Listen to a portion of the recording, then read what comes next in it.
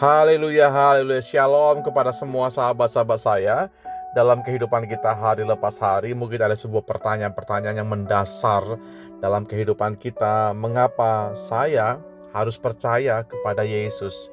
Mungkin kau berkata bahwa keyakinan ini adalah keyakinan dari keluarga saya. Atau juga mungkin setiap kita berkata bahwa lingkungan saya semua sudah percaya sama Yesus, jadi saya mesti percaya kepada Yesus. Dalam beberapa hari ini kita akan belajar bersama-sama, saudaraku, menjawab sebuah pertanyaan ini, dan kiranya bagian-bagian firman Allah ini akan memberikan kekuatan yang lebih lagi kepada kita supaya Anda tetap kuat menghadapi apapun, badai apapun, tantangan sekeras apapun. Kita akan selalu berkata sekali Yesus, tetap Yesus. Nah, alasan-alasan ini berdasarkan dari firman Tuhan.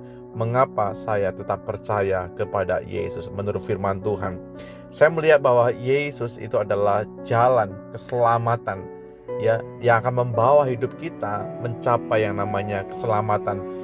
Masalah terbesar dalam kehidupan manusia adalah dosa, saudara.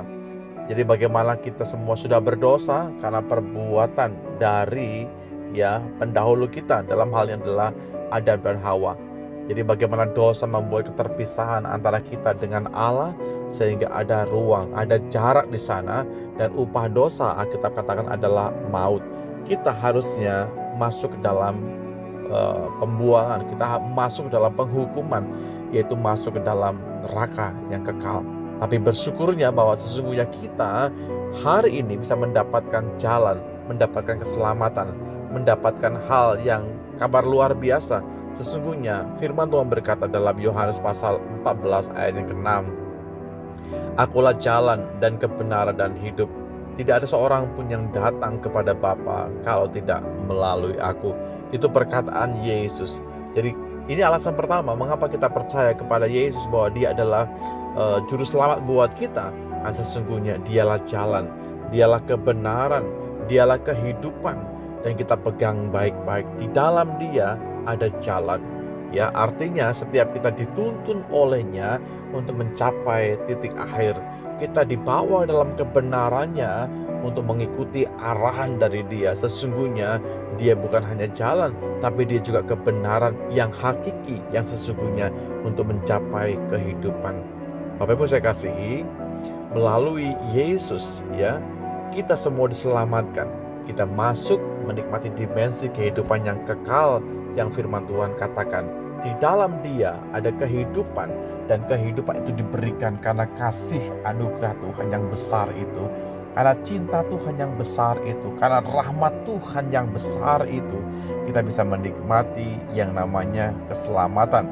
Kita bisa menikmati karena kehidupan yang kekal, bukan karena hasil perbuatan baik kita, bukan karena kesalehan kita, bukan karena mungkin kearifan kita, bukan demikian, tapi semata-mata karena anugerah Tuhan saja.